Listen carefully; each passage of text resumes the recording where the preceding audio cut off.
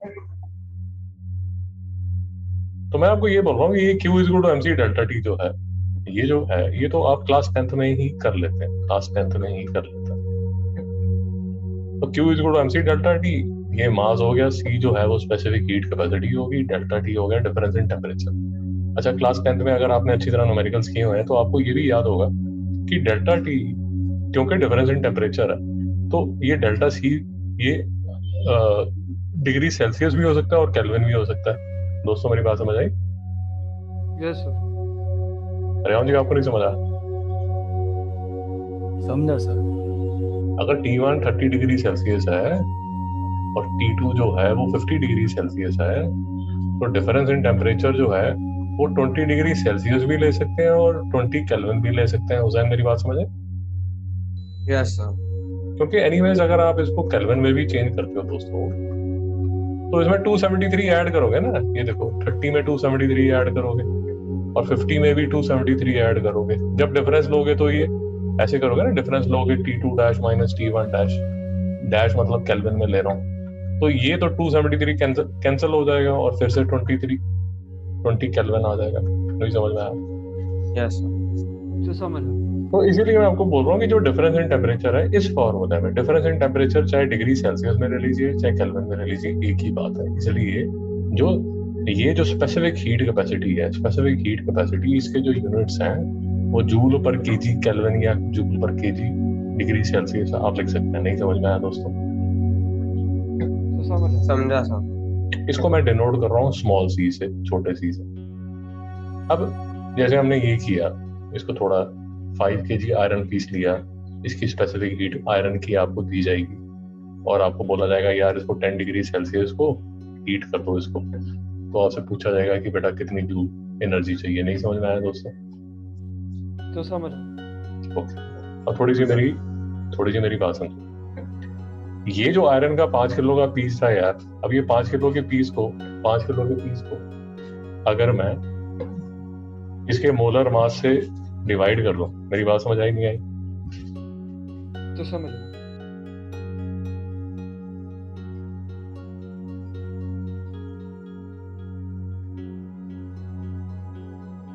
Iron के molar mass से मैं इसको डिवाइड कर दूं, मोलर मास से डिवाइड कर दूं,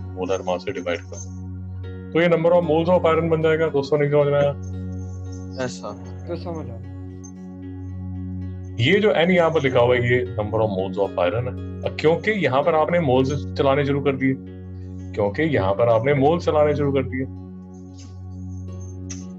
तो वो सृष्टि में बैलेंस रखने के लिए यहाँ ये जो C है, अब इसको फिर आपको मोलर हीट कैपेसिटी बोलना पड़ेगा। दोस्तों नहीं समझ आया? इसका मतलब होगा जूल पर मोल केल्विन। नहीं समझ में आया? और ये तो केल्विन चल ही रहा था। तो समझ आ गया। तो यार समझ आया नहीं यार? समझा सर। रेवाजी आपकी आवाज नहीं आ रही? समझा सर। बेटा इसको बोलते हैं स्पेसिफिक हीट, इसको बोलते हैं स्पेसिफिक हीट कैपेसिटी, और इसको बोल देते हैं मोलर हीट कैपेसिटी। आपको फंडा समझना चाहिए, वो सिंबल्स को मत, सिंबल हर बुक में अपने हिसाब से हर किसी ने अपने हिसाब से किया होगा। जैसे अब छोटा सी बड़ा सी लिखते टाइम थोड़ी सी प्रॉब्लम होती है, तो आप जैसे भी इसको समझना चाहें समझ लीजिए, C लिख लीजिए, C डैश लिख लीजिए, वो सब एलिमेंट्री बातें हैं। बट द पॉइंट इज वही जो क्लास 10th का Q is equal to MC delta T था, उसी को आपने Q is equal to NC delta T कर दिया। इसमें इसको बोल दिया आपने मोलर हीट कैपेसिटी। दोस्तों समझ नहीं आ रहा? तो समझ आ गया। समझा सर। कोई फर्क नहीं पड़ रहा, ये मोल है, ये जूल पर मोल केल्विन है, ये बाजू में केल्विन है। वो जो हीट है दोस्तों वो तो हीट ही रहने वाली है। नहीं समझ में आया? वो तो जूल में ही आएगी। नहीं समझ में आया? तो समझ आ गया। Yes sir. ये फंडा समझ आ गया आपको रेवान जी? यस। ओके, अब एक दो बातें थोड़ी और समझिए जो कि मतलब रिलेटेड ही है। आप ऐसे समझ लीजिए कि छोटी क्लास में हो यार, क्लास 10th में हो, फिर से हमारा वाटर वाला एक्सपेरिमेंट जो हमने पहले भी किया, पहले भी डिस्कस किया, तो उसमें तो आप बोलते थे कि इसको दे दिया ये 5 kg वाटर है, इसकी कुछ स्पेसिफिक हीट कैपेसिटी है, specific heat capacity, molar heat capacity वो सब छोड़ो, स्पेसिफिक हीट कैपेसिटी है, और इसको आपने 10 डिग्री सेल्सियस आपने इसको हीट करना है, तो इसको कितनी हीट देनी पड़ेगी, ठीक है सर, बात समझा। क्लास 10th में बात यही खत्म हो जाती थी। क्लास 11th 12th में जब आप आते हो, क्लास 11th 12th में आते हो, तो आपसे ये पूछा जाता है कि बेटा युधिष्ठिर ये बताओ कि जब तुम इसमें हीट देते हो तो वो हीट जाती कहाँ पर, मिस्टर चिराग? मेरा क्वेश्चन समझ रहे हो आप? यस सर, समझ गया। अरे मैंने आपको बोला कि बेटा डजन अंडे ले आओ मार्केट से, डजन एग्स ले आओ। वो डजन एग्स कैसे लेके आओगे? नहीं समझ में आया मेरी बात? तो समझ गया। हुसैन जी कैसे लेके आओगे?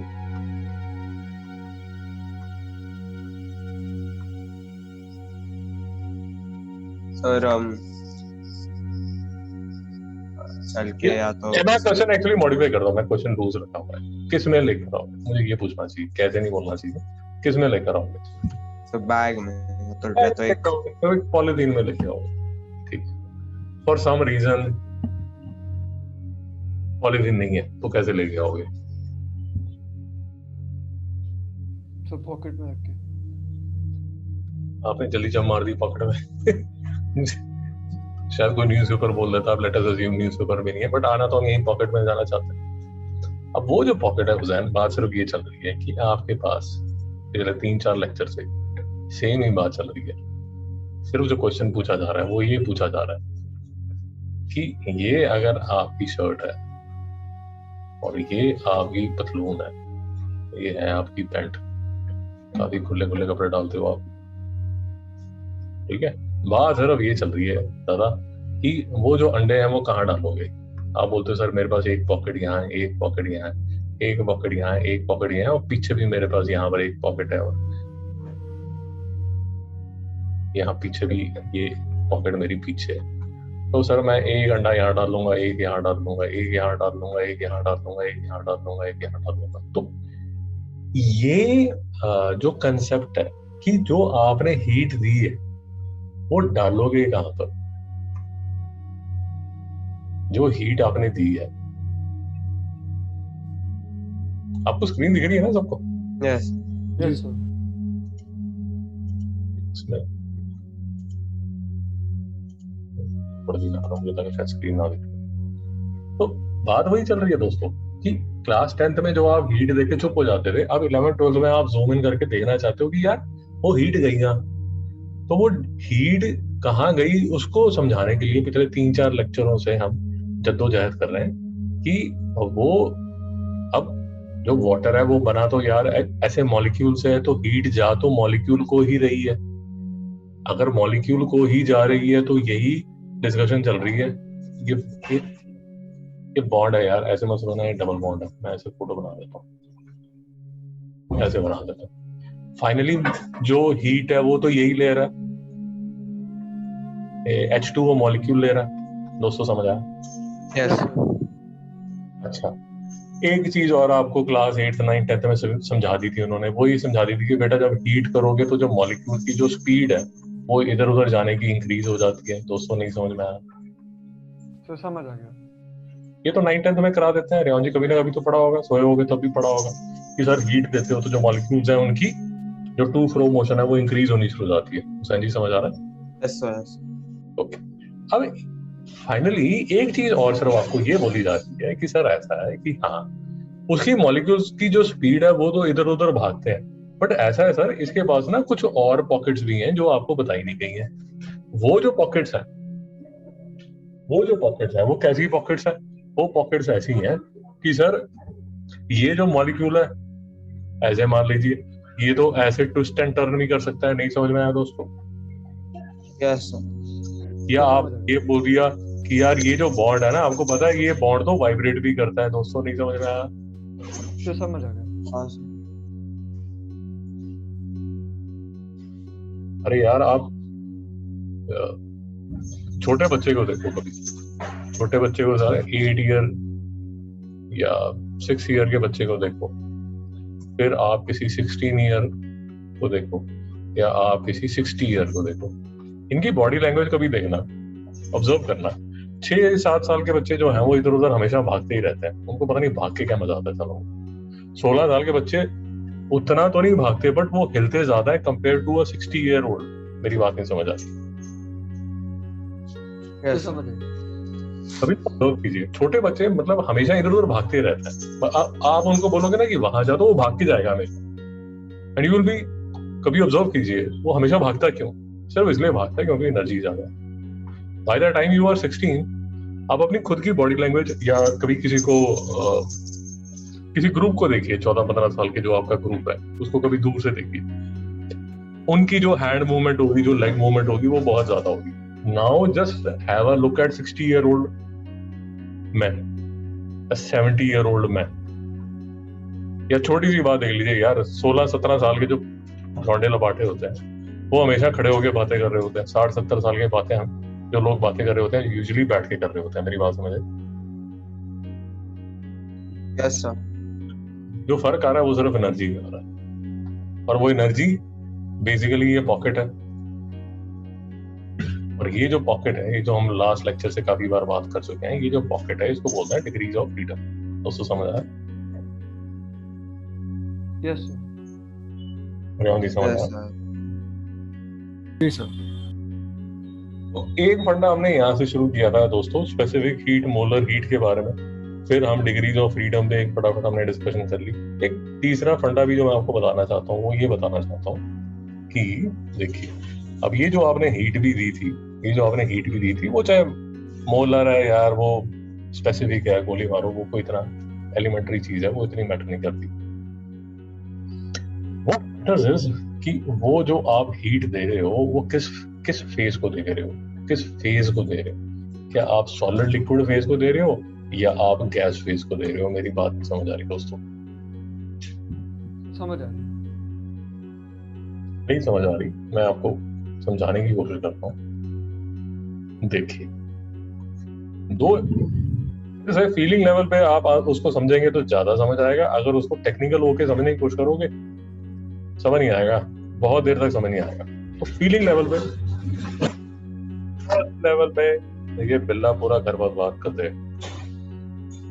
फर्स्ट लेवल पे सिर्फ फीलिंग लेवल पे समझे। आपने दोनों को 50 जूल एनर्जी दी, हुसैन जी समझ आया? Yes, sir. फीलिंग लेवल पे समझे। If you don't agree, then let us discuss. आप जब इसको 50 जूल एनर्जी दोगे तो ये तो गर्म ही होगा। नहीं समझ में आया? इसका जो टेम्परेचर है वो इंक्रीज होगा। मेरी बात समझ में आई? तो समझ आई। आपने ये गैस को एनर्जी दी, सॉलिड ले लीजिए और वाटर भी ले सकते हैं, कोई ऐसी प्रॉब्लम नहीं है। वाटर को ले लीजिए, जैसे आप चाय बनाते हैं यार, तो आपने जो भी है 2 लीटर पानी लिया, उसको आपने हीट दी, तो वो टेम्परेचर उसका राइज कर रहा है, ठीक है। अब मैं आपको ये बोलता हूँ कि अगर मैं इसको 50 जूल एनर्जी देता हूँ, गैस को 50 जूल एनर्जी देता हूँ, ये वाला फिनोमिना जिसमें आप सॉलिड या लिक्विड को जो हीट देते हो और जब आप गैस को हीट देते हो, there is a very distinct difference. ऐसा डिफरेंस जो कि आप नोट कर सकते हैं। क्या आप बता सकते हैं वो डिफरेंस क्या होगा? सर कि जो गैस है वो एक वर्क करेगा, वो पिस्टन के सर नहीं समझा मैंने। जरा बताइए। जो गैस है उसमें जब हीट करेंगे तभी गैस के अंदर जो एनर्जी है वो एनर्जी वर्क पे कन्वर्ट होके जो उसके ऊपर जो पिस्टन है जो भी रखा है उसको वो मूव करेगा और जो वॉल्यूम है वो बढ़ जाएगा गैस का।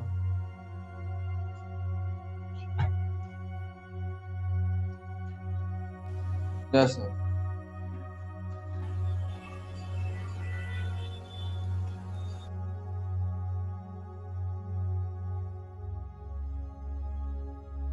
मेरा जो बिल्ला है ना वो भी हाई एनर्जी पार्टिकल है, वो पूरे घर को बर्बाद कर रहा है। तो राहुल जी क्या डिफरेंस लगा आपको?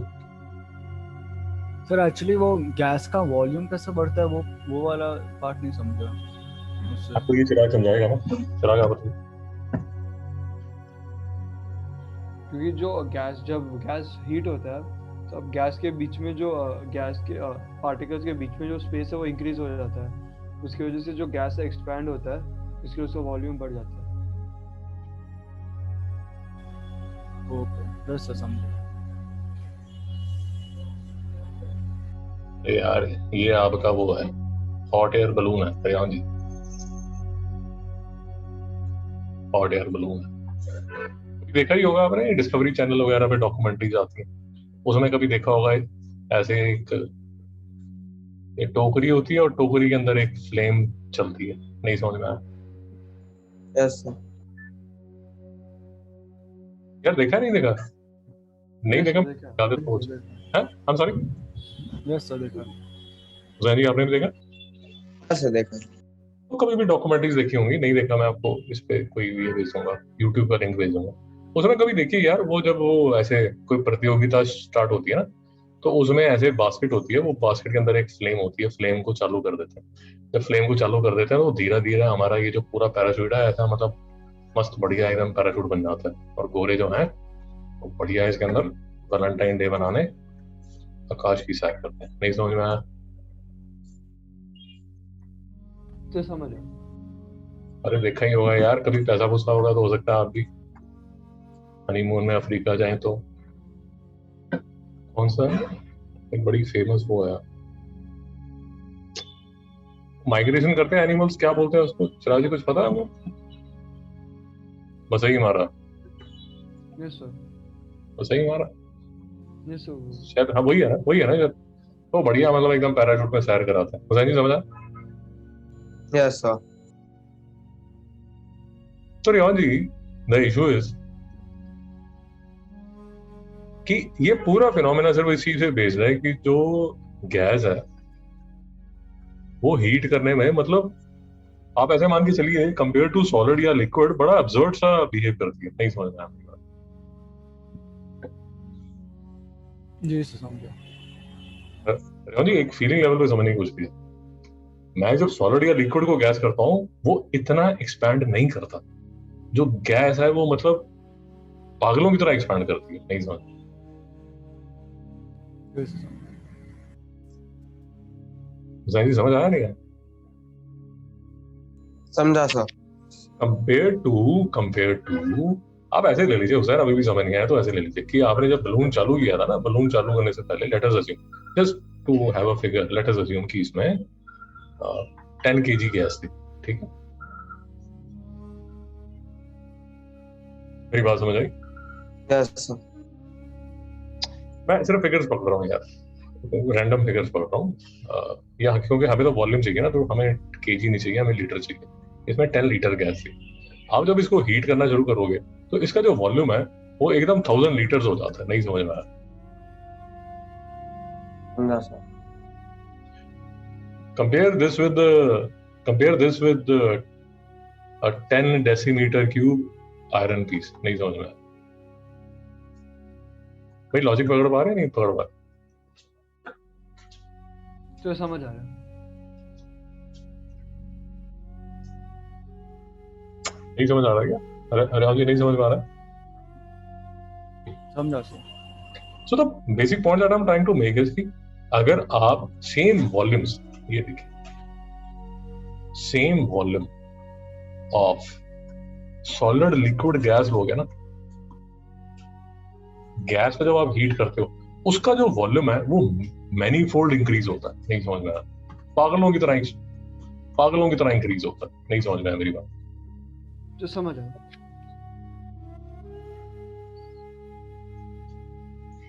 हुसैन जी समझ आया? यस सर समझा। अब यार ऐसा है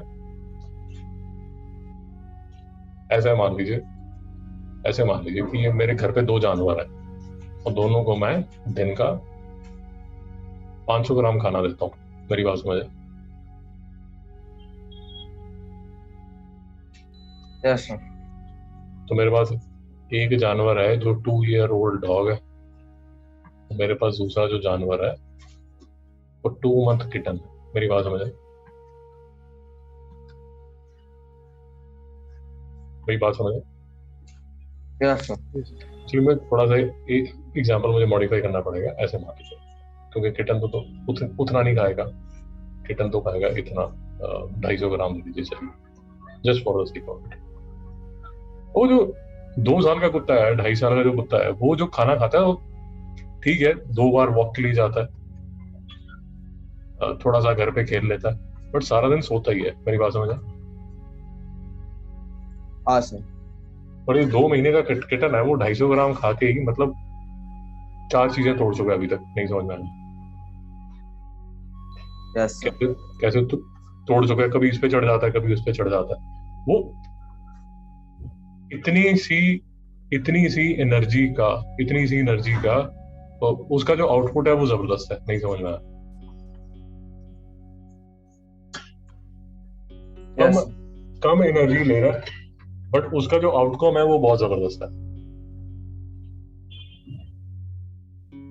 तो वॉल्यूम एक्सपेंशन जो है for a given amount of heat, बात समझिए जरा फिर से, हमारी पिछली 5-10 मिनट की डिस्कशन का जो निष्कर्ष निकलता है फाइनली, अगर मैं एक लाइन में आपको समझाना चाहता हूँ तो एक लाइन में मैं आपको ये बोलूंगा कि जो मिस्टर चिराग ने आपको समझाया कि expansion that is increase in volume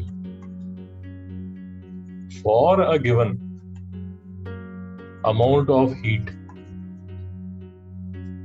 for solid and liquid is negligible compared to gas। नहीं समझ में आया? तो समझ।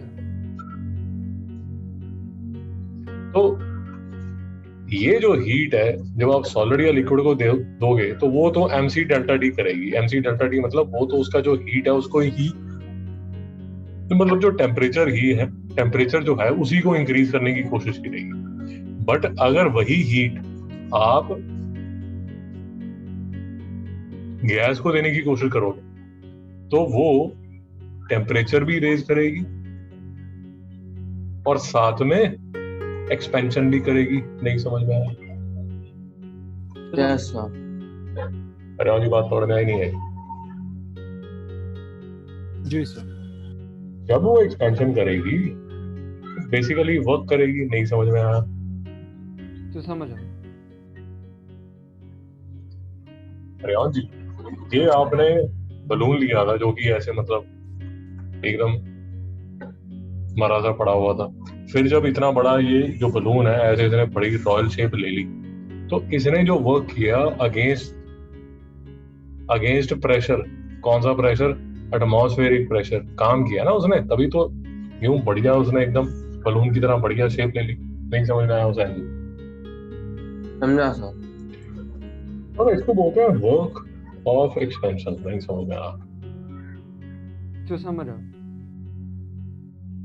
दोस्तों समझ गया यस सर समझा।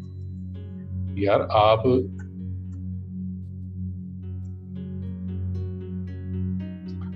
ये बलून लेते हो और फिर बलून को आप एक्सपैंड करते हो, क्यों एक्सपैंड करते हो? तो यू आर डूइंग वर्क ना। नहीं समझ में आया? तो समझ। अपने आप बैठे बैठे तो बलून एक्सपैंडिंग हो जाता। नहीं समझ में आया? Yes sir. दोस्तों समझ आ रहा है नहीं यार? दोस्तों समझ आ रहा है नहीं यार? तो समझ। Yes sir. तो रेहान जी, अब फिजिक्स केमिस्ट्री में ऐसा तो आप एग्जांपल ले नहीं सकते कि बलून ले लिया, फलाना ले लिया, ढिमकाना ले लिया, उसको एक्सपैंड कर दिया। इसलिए फिजिक्स केमिस्ट्री में जो वर्क ऑफ एक्सपेंशन जब गैसेस का दिखाया जाता है तो हमेशा जो एग्जांपल लिया जाता है वो ऐसे पिस्टन अरेंजमेंट का लिया जाता है। दोस्तों समझ नहीं आया? तो समझ। रेहान जी समझ नहीं आया? समझा सर। क्या एग्जांपल लिया जाता है? स्टैंडर्ड एग्जांपल लिया जाता है। आप केमिस्ट्री में भी यही करेंगे, ऐसे लिया जाता है कि सर ये सिलेंडर है, ये पिस्टन है, ये गैस है, ये गैस है, और जब ये एक्सपैंड होगी तो ये काम करेगी। मेरी बात समझ आई? Gas will do work. नहीं समझ में आया? और अगर आप इसको कॉन्ट्रैक्ट करते हो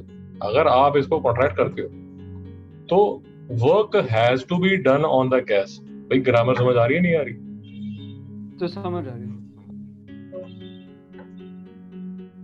रेहान जी समझ नहीं आया? समझा रेहान जी देखिए, ग्रामर देखिए उसकी, ग्रामर देखिए। अगर ये एक्सपैंड कर रहा है, मतलब अगर ये पिस्टन ऊपर की तरफ जा रहा है, तब तो gas will do the work. फिर काम कौन करेगा? गैस। अगर ये कॉन्ट्रैक्ट हो रहा है, अगर आप ये पिस्टन दबा रहे हो, तो work has to be done on the gas. Rehan ji बात पकड़ में आई? यस हुसैन जी बात पकड़ में आई? जी सर। तो फिर एक चीज ये भी ऑब्वियस हो जाती है कि अगर गैस काम करेगी या गैस पर काम होगा, तो अगर आप इसको पॉजिटिव लोगे तो इसको नेगेटिव लेना पड़ेगा, अगर इसको पॉजिटिव लोगे तो इसको नेगेटिव लेना पड़ेगा। दोनों ऑपोजिट साइन रहेंगे। नहीं समझ में आया? तो समझ आ जी नहीं समझ आ रहा तो पूछ लीजिए, यही चीज आपको केमिस्ट्री में भी आएगी, तो समझ यस लीजिए। सर, समझ रहा है। भाई अगर क्या नाम है इसका, वो पुलिस काम करेगी तो वो चोर को जेल में डालेगी, और अगर चोर काम करेगा तो वो जेल से बाहर भागेगा। मेरी बात समझ आए? Yes sir. तो चोर का काम पॉजिटिव मान रहे हो तो जेलर का काम नेगेटिव मानना पड़ेगा, और जेलर का पॉजिटिव मान रहे हो तो उसका नेगेटिव मानना पड़ेगा। दोनों के साइन सेम नहीं हो सकते। नहीं समझ में आया? उसमें पॉजिटिव क्या नेगेटिव क्या है वो सब छोड़ो, बट फीलिंग लेवल पे। तो घूम फिर के हम बात क्या कर रहे हैं?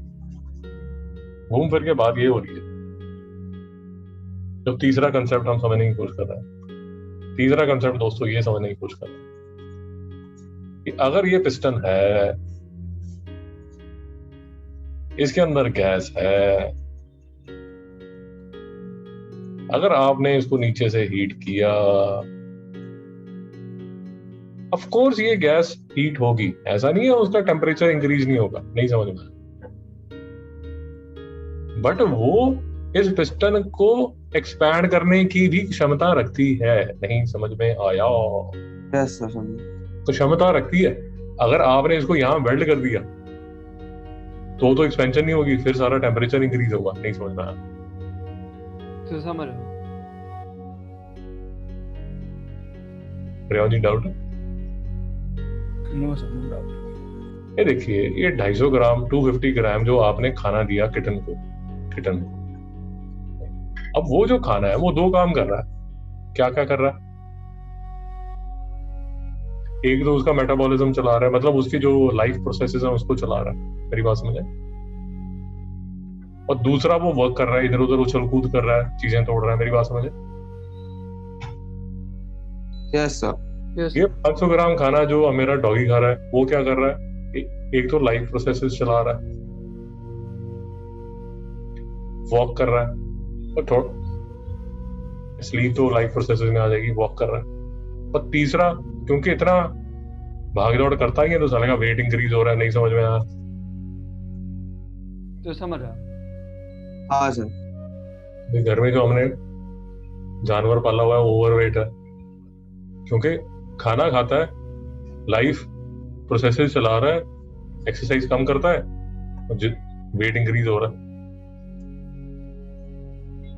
तो उसी तरह जो आप हीट दे रहे हो, आप जब हीट देते हो सॉलिड या लिक्विड की, तो वो तो सारा का सारा टेम्परेचर रेज कर देता है।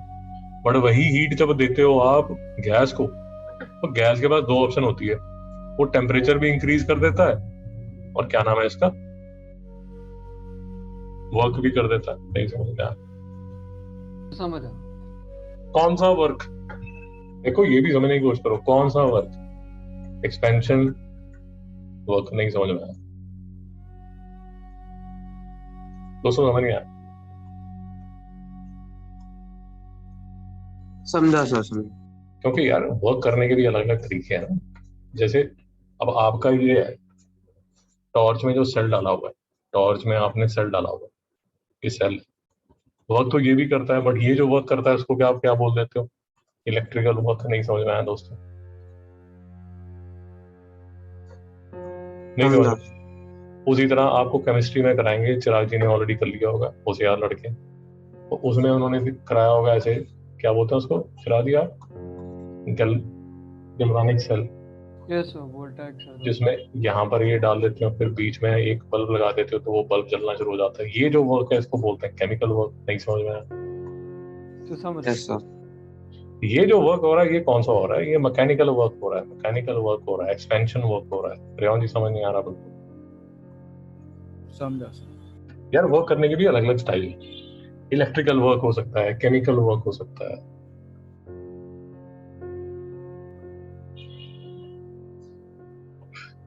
कोई डाउट तो नहीं आ रहा दोस्तों? नहीं सर। No sir. वो हमने, अगर आपको याद होगा,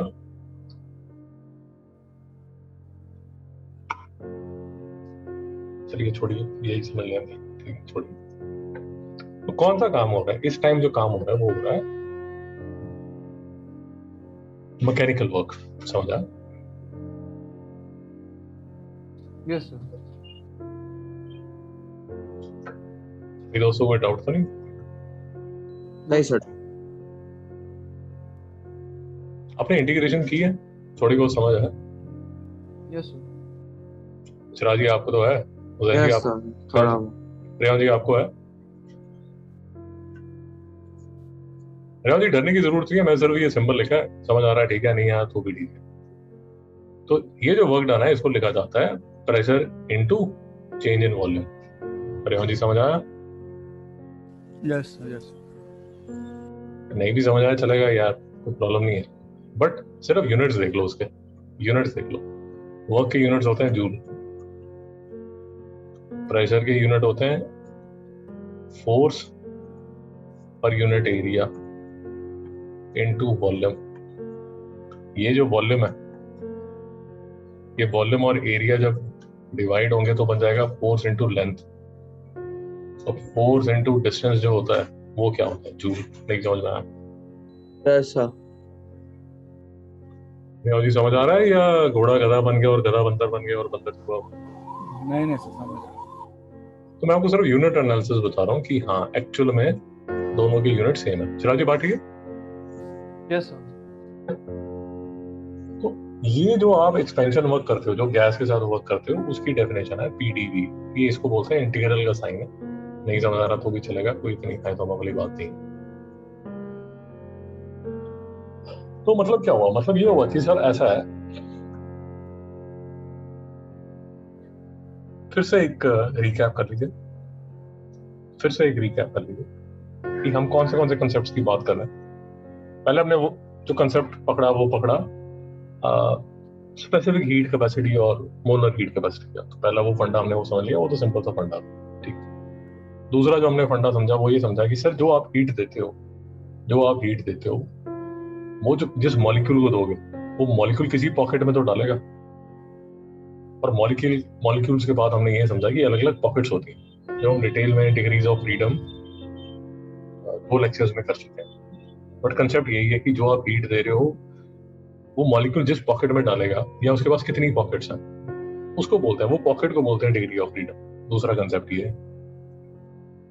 तीसरा कंसेप्ट जो हमने सीखा वो ये सीखा कि सर आप हीट देते हो, वो सॉलिड और लिक्विड तो फिर भी उसको हजम कर लेते हैं, बट गैस तो पागल हो जाता है। पागल कैसे हो जाता है? वो मैनीफोल्ड एक्सपेंशन करना शुरू कर देता है। नहीं समझ में आया? Yes sir, yes. अगर वो एक्सपेंशन करने वाला है तो फिर ये हमारा जो किटन है, इसने हमें ये समझाया कि अगर आपने इसको 250 ग्राम खाना दिया, अब ये अपना लाइफ प्रोसेसेस चला रहा है और धमा चौकड़ी मचा रहा है, घर का नुकसान कर रहा है, क्योंकि ये वर्क बहुत ज्यादा करता है। तो अब ये जो खाना आप इसको दे रहे हो,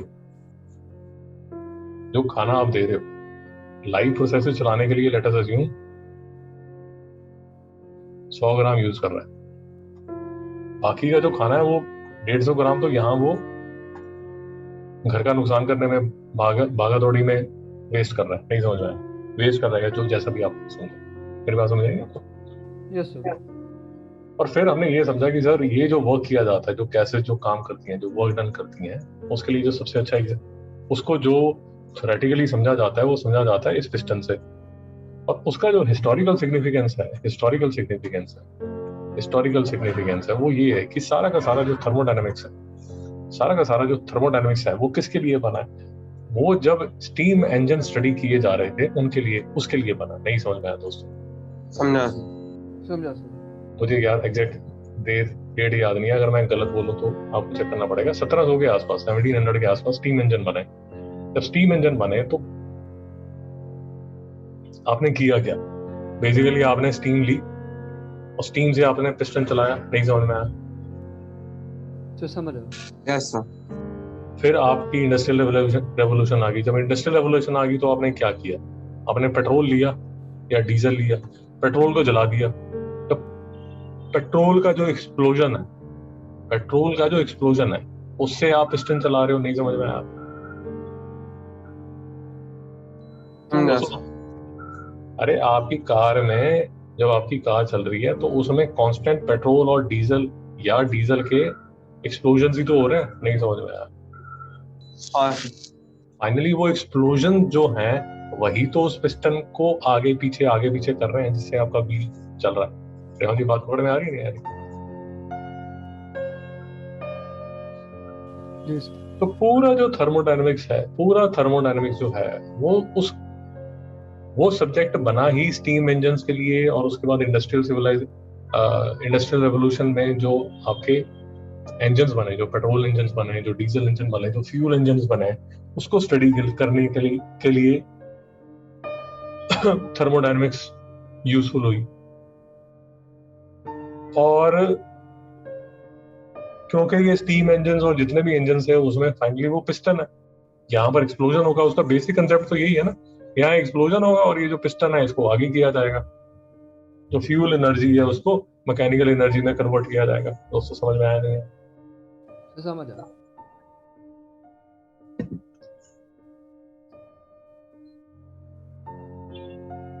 तो मुद्दे की बात यहाँ तक जो क्लियर हुई वो ये क्लियर हुई कि सर आप हीट देते हो गैस को, क्या हीट देते हो गैस को, तो वो जो हीट है वो दो तरह के काम कर सकती है। टेम्परेचर चेंज कर सकती है और मैकेनिकल वर्क कर सकती है। भाई यहाँ तक इतनी ज्ञान गंगा के बाद ये तो क्लियर हो गया होगा। Yes sir. हुसैन जी समझ आया? Yes sir. ओके, अगर यहां तक क्लियर है तो अब देखिए, ये जो आपका, जैसे ये वाला जो चैप्टर है थर्मोडायनेमिक्स का चैप्टर है, ये जब आप पढ़ेंगे तो हमें जो ये देखिए, ये आपके पिस्टन्स आ गए, ये देखिए यहीं कहीं आपको नेगेटिव वर्क, पॉजिटिव वर्क, ये सब नजर आना शुरू हो जाएगा। मैं आपको दिखा रहा हूँ कि जब आप पढ़ेंगे तो कौन सी चीजें आएंगी। फिर इंटरनल एनर्जी का कोई फंडा होगा, और इंटरनल एनर्जी क्या है क्या नहीं है। बेसिकली ऐसा है यार, आप ये मान लीजिए,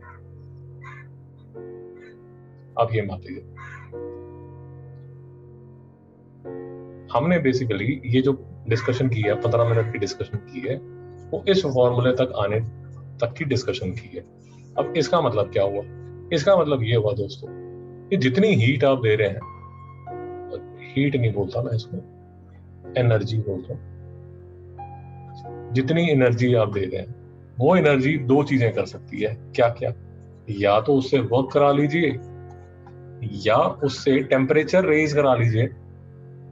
और ये जो U है इसको बोला जाता है internal energy which is a representative of temperature. नहीं समझ में आई मेरी बात? समझा सर।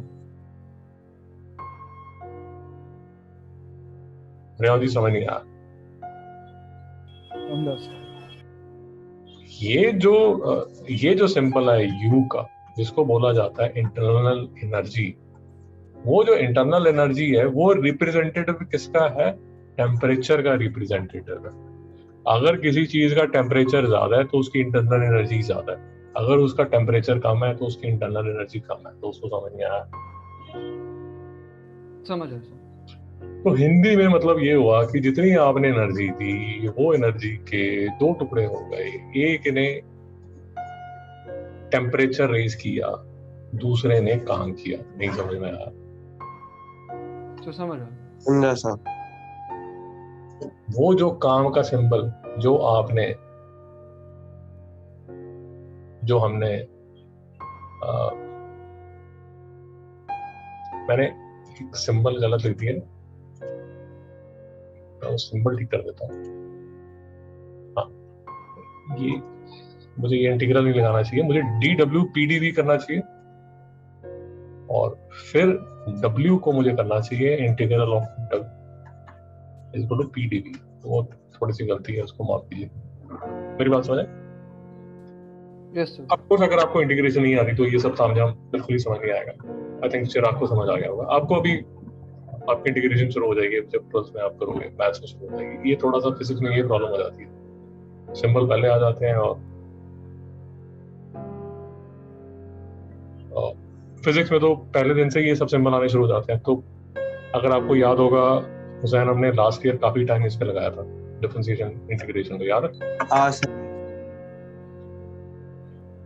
तो ओके, तो ये जो लिखा हुआ है यहाँ पर, ये जो इक्वेशन लिखी हुई है उसका मतलब मैंने आपको समझा दिया। ऑफ कोर्स आप पढ़ेंगे आपको और चीजें समझ आएंगी, बट अभी काम चलाने के लिए, एक सॉर्ट ऑफ इंट्रोडक्शन के लिए, जब आप इसको पढ़ेंगे तो आपको और अच्छा समझ आएगा। ऑफ कोर्स इसको फिर हम डिटेल में बात भी करेंगे। तो खैर, ये तो फिर हम जब डिटेल में करेंगे तब डिटेल में करेंगे। आपको कौन सा पेज मैंने पढ़ने के लिए? सो 75 to 94। कौन सा? 90? 92 75। ठीक है, वो उसको आप पढ़िए, जो आपको समझ आते हैं। अब हमें जो इमीडिएट रिक्वायरमेंट जो होने वाली है,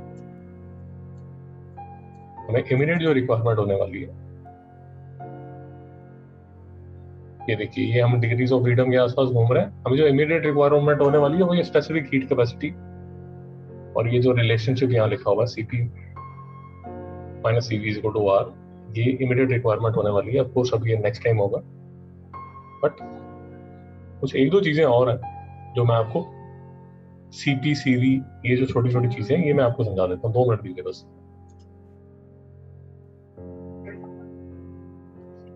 देखिए सर, तो घूम घाम के बात ये होगी कि सर अभी जो डिस्कशन चल रही है वो गैस की चल रही है।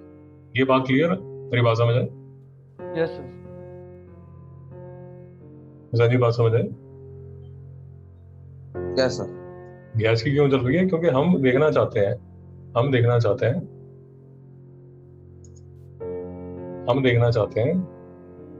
हमें बताइए, अगर हम गैस लेंगे और गैस को हीट देंगे तो ये जो डेल्टा T है, जो कि रिप्रेजेंटेटिव ऑफ इंटरनल एनर्जी है, इंटरनल एनर्जी U, और ये मैकेनिकल वर्क W। अब इशू ये है यार कि ये जो मैकेनिकल वर्क है, जो गैस में जो मैकेनिकल वर्क है, उसको हम स्टडी करना चाहते हैं। क्यों स्टडी करना चाहते हैं? Due to historical reasons. क्यों? तो फाइनली आपका जो भी इंजन चल रहे हैं, जो आपके मैकेनिकल इंजन चल रहे हैं, एटलीस्ट जिस फेज में अभी हम हैं, उसमें आपका सारा जो मैकेनिकल वर्क हो रहा है वो पेट्रोल और डीजल को चला के हो रहा है। भाई, बात पकड़ में आ रही? Yes sir. तो सारी जो आपकी जितनी भी इंडस्ट्रियल रेवोल्यूशन चल रही है वो तो इस फॉर्मूले पे ही चल रही है। हुसैन जी, बात पकड़ में? जी सर। तो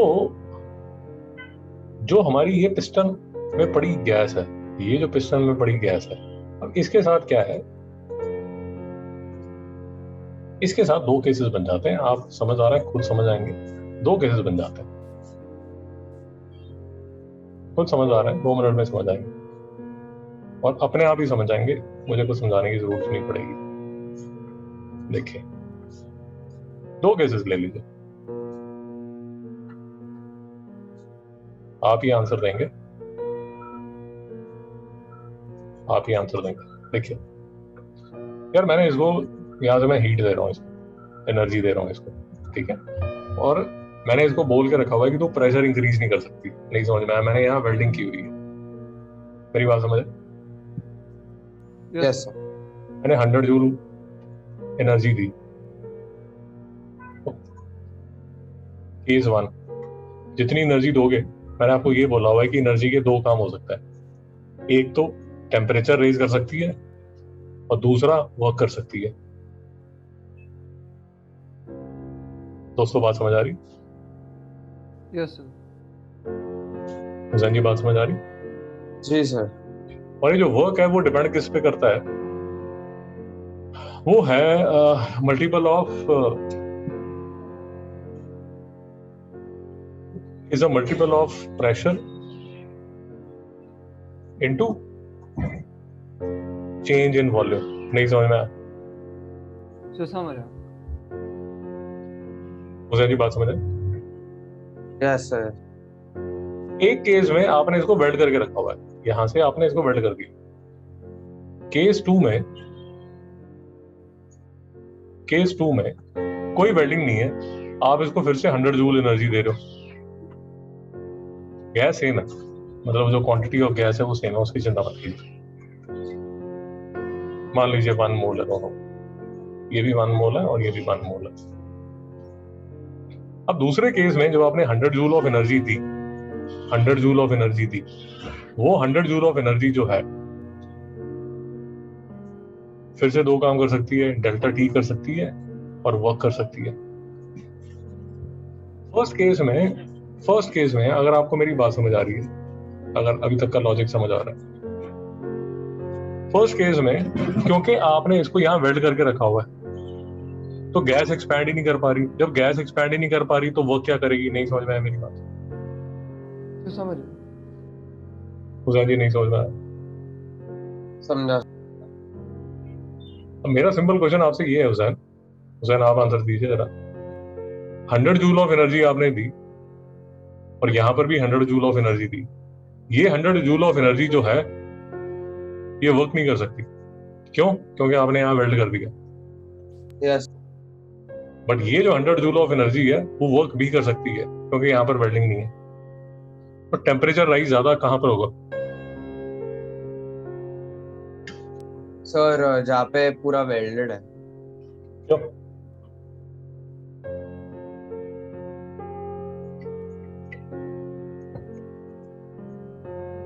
सर जी क्यों? पर क्योंकि वहाँ पे मतलब मॉलिक्यूल्स को स्पेस नहीं मिल रहा है, मतलब ठीक, आपका आंसर ठीक है, ऐसा नहीं आपका आंसर गलत है, आपका आंसर बिल्कुल ठीक है।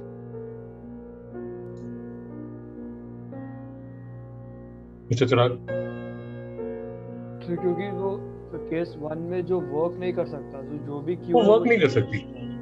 मेरी बात समझ आई? हाँ सर। वर्क नहीं कर सकती। फिर से वो किटन वाले एग्जांपल पे आ जाएगी।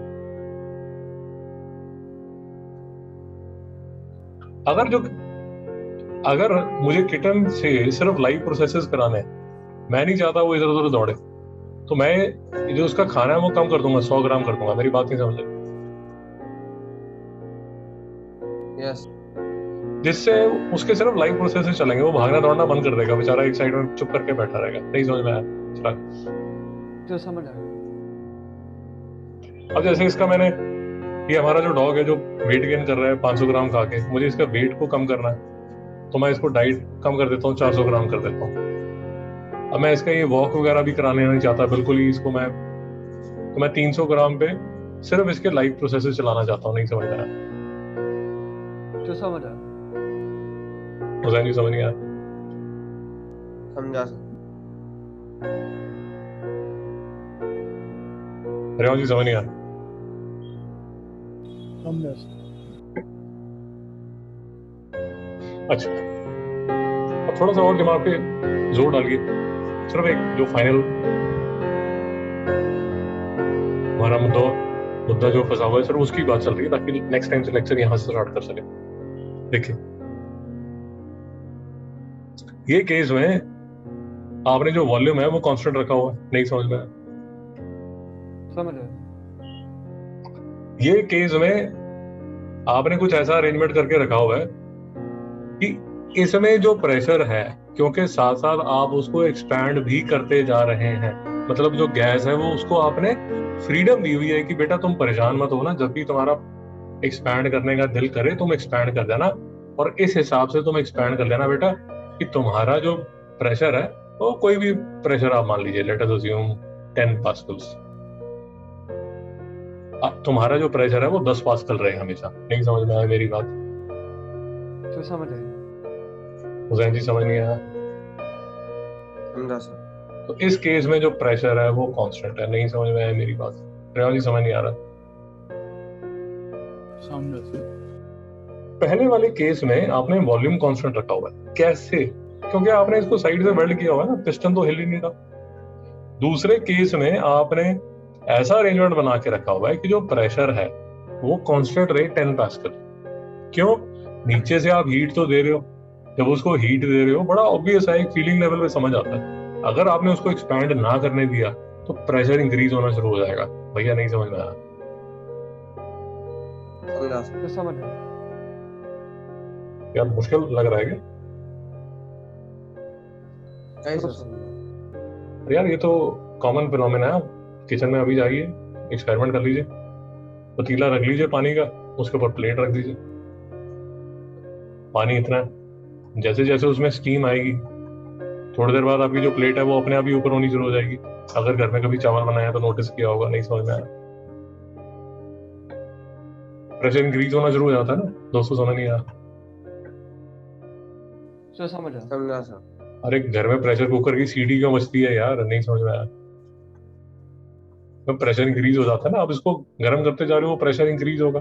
सीटी कभी देखी होगी वो ऐसे ऊपर चली जाती है। नहीं समझ में आया? अगर ये सीटी है तो ऊपर चली जाती है, तो वो जो सीटी है, सीटी का मतलब तो समझते हो ना, इंग्लिश मीडियम वाले हो सकता है ना समझे। विसल जो होती है कुकर के ऊपर। रेवान जी समझ आ रहा है नहीं यार? जी सर। तो इस शहर के लौंडे लपाटे हो पता नहीं। और प्रेशर कुकर क्या होता है ये तो पता ही होगा। Yes yes. पूछना पड़ता है आजकल।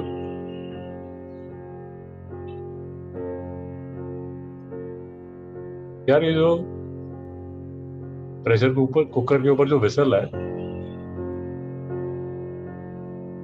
इसका भी कुछ वेट है। कभी आपने उठा के देखी है विसल, हाथ में पकड़ के देखी है? Yes sir. रेवान जी आपने देखी है विसल कभी हाथ में रखी है? Yes sir. हाँ, it has a decent amount of weight. तो अगर आप मेरी बात समझ रहे हैं, अगर ये विसल ऊपर हो रही है तो किसकी वजह से हो रही है हुसैन? तो वो गैस की वजह से। गैस की वजह से या स्टीम की वजह से?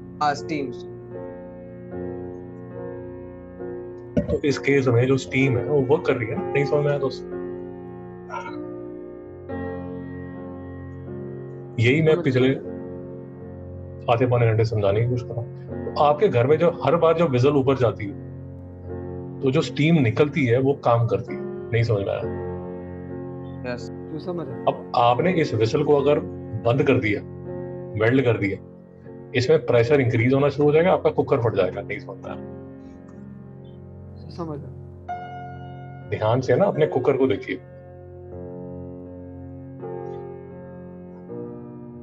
एक कुकर का हैंडल है।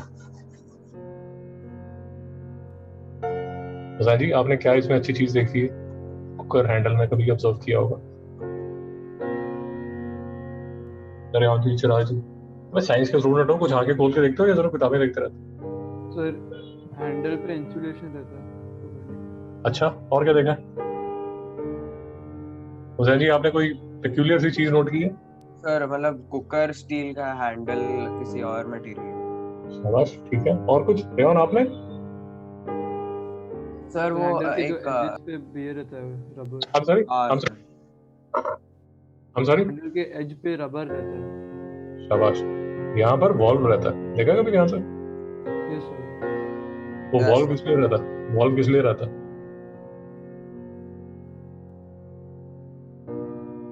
तो स्टीम बाहर जाने तो स्टीम तो वेसल से निकल सकती है। सर, ताकि वो ज्यादा प्रेशर बढ़ के वो फट जाए। शाबाश शाबाश, उसको हैंडल को दोबारा देखिए। उसमें ऐसा है कि अगर हीट ज्यादा होगी, अगर प्रेशर ज्यादा होगी, तो ये कुकर के नीचे की तरफ देखिए, ये पूरी जो विजल है ये निकल जाएगी, और वो निकल के आपके सर पे ना लगे या आपकी आंख के अंदर ना चले जाए, तो इसलिए वो हैंडल के नीचे होती है। कभी देखा ध्यान से? Yes. Yes sir. यहाँ की बात समझ आ रही? यस अभी तो मैंने ऐसे कभी किस्से सुने नहीं। मैं जब छोटा था, छोटा मतलब मैं जब 5th-6th था, अब पता नहीं मैंने कभी इस किस्से सुने नहीं, शायद अभी भी होते हो। तो उस टाइम ये प्रेशर कुकर फटने के बड़े एक्सीडेंट्स आते थे, न्यूज आते। तो सारा जो बात चल रही है वो ये चल रही है, सारी जो बात चल रही है वो ये चल रही है कि अगर आपने इसको वेल्ड कर दिया, आपने वॉल्यूम कांस्टेंट रख दिया, तो प्रेशर की तो मतलब मदर सिस्टर हो जाएगी। मेरी बात समझ आई? बट इस केस में आप ऐसे मान लीजिए, जो प्रेशर कुकर वाला जो स्टोरी है, उसमें आप जो प्रेशर है वो कांस्टेंट रखना चाहते हैं। उस बात समझ आई? Yes, sir. तो इस केस में जो प्रेशर है वो आप एक डिसेंट अमाउंट ऑफ प्रेशर रखना चाहते हैं। भाई बात समझ आ रही है? मैं अपने आप से बात करते रहा। समझ रहा है. समझ आ रही है। तो यहाँ आपने 100 जूल दिया, वो 100 जूल जो है उससे काम तो करा नहीं रहे, वो टेम्परेचर कर देगा ज्यादा इंक्रीज। यहाँ 100 जूल दिया, वो टेम्परेचर तो इंक्रीज करेगा, साथ साथ वर्क भी करेगा। नहीं समझ में आया दोस्त? तो समझ आ रही है। तो दो केस बन सकते हैं कि आप हीट कांस्टेंट वॉल्यूम पे दे सकते हो, और हीट जो है वो कांस्टेंट प्रेशर पे दे सकते हो। नहीं समझ में आया? तो समझ आ रही है। Yes, sir. अरे भाई मेरे साथ ही हो ना अभी तक?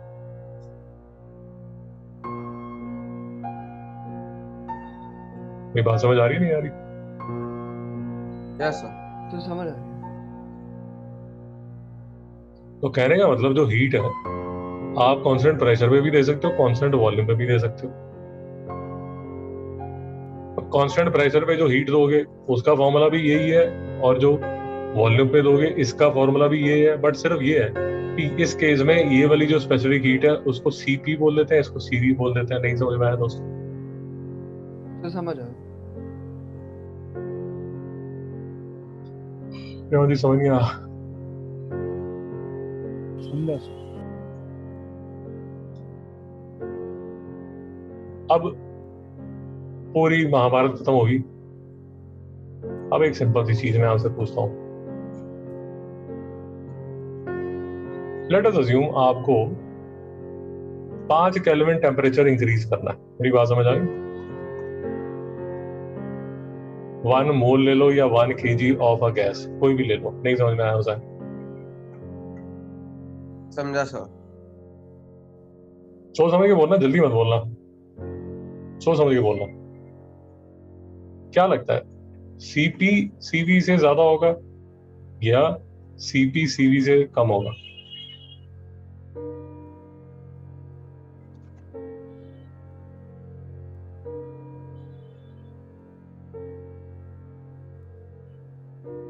अगर आपको कंफ्यूजन है तो मैं ये बोल देता हूँ, मैं आपको ऐसे समझा देता हूँ। अगर आपको हिंट चाहिए तो मैं हिंट ऐसे दे देता हूँ। सी होता क्या है? सी होता क्या है? सी होता है Q by M delta T। क्या मतलब? Heat required to change 1 unit of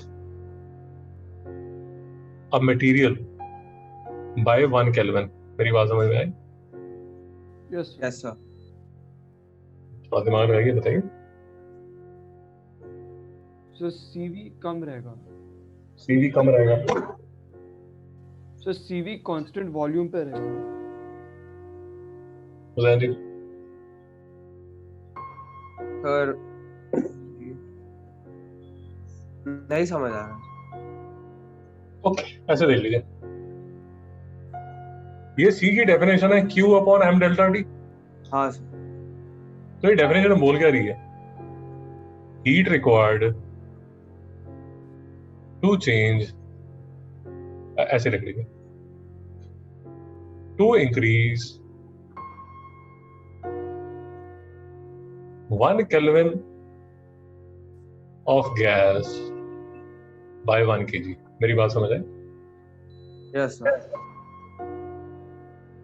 तो CP के केस में भी आपको हीट रिक्वायर्ड है। किसको रिक्वायर्ड है? 1 kg ऑफ गैस, टेम्परेचर कितना चेंज करना है? 1 केल्विन। 1 केल्विन कर लीजिए, चलिए और सिंप्लीफाई कर लीजिए, 1 केल्विन कर लीजिए। तो ये जो डिनोमिनेटर वाला है वो तो सेम 1 kg है, 1 केल्विन है, 1 kg है, 1 केल्विन है। यहां पर हीट रिक्वायर्ड ज्यादा होगी या यहां हीट रिक्वायर्ड ज्यादा होगी, ये बता दीजिए।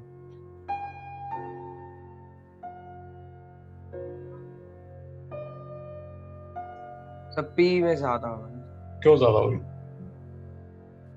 सो आई थिंक सी, हाँ सर पी में ज्यादा है। क्यों पी में ज्यादा होगी?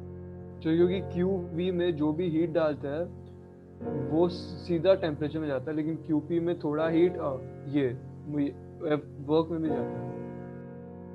हुसैन जी समझ नहीं आया। हाँ सर। ये जो QP है ये टेम्परेचर भी रेज करेगा और वर्क भी कराएगा। हाँ सर। ये जो QV है इसमें वर्क जीरो होगा। क्यों जीरो होगा? क्योंकि एक्सपेंशन ही नहीं करने दे रहे हैं। आप एक्सपेंशन नहीं करने देते। क्यों नहीं एक्सपेंशन करने देते? क्योंकि वॉल्यूम सेम है। तो सारी की सारी जो हीट है वो कहाँ जाती है? टेम्परेचर। तो इसमें 1 केल्विन इंक्रीज करना है तो लेट अस अज्यूम 10 जूल में काम चल जाएगा, क्योंकि सारा का सारा टेम्परेचर रेज कर रहा है। बट यहाँ पर आपको 15 जूल चाहिए होंगे। क्यों? क्योंकि टेम्परेचर भी रेज कराएगा और साथ में उससे आप वर्क भी कराना चाहते हो। नहीं समझ में आया? तो समझा सर।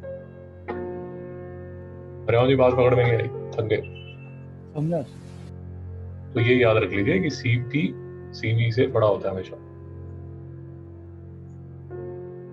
नेक्स्ट टाइम हम इसी को डिराइव करने वाले हैं कि CP माइनस CV होता है R के। नहीं समझ में आया? ये R क्या है? Gas constant. नहीं समझ में आया? समझा सर।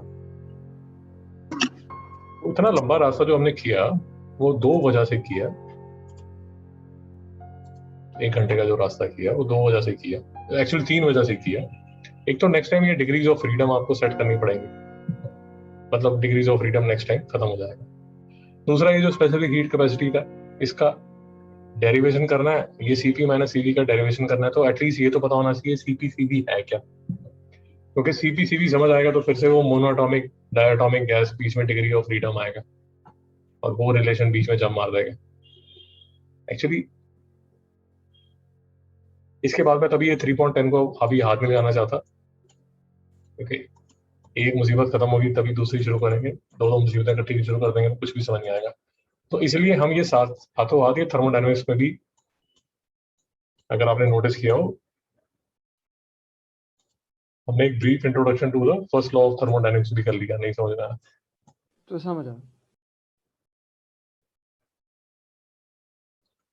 तो ये जो आज का लेक्चर है उसमें हमें क्या क्या टॉपिक्स हमने खत्म करने की कोशिश की।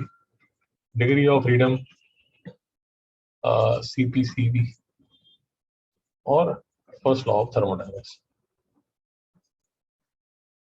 दोस्तों समझ आया? Yes sir.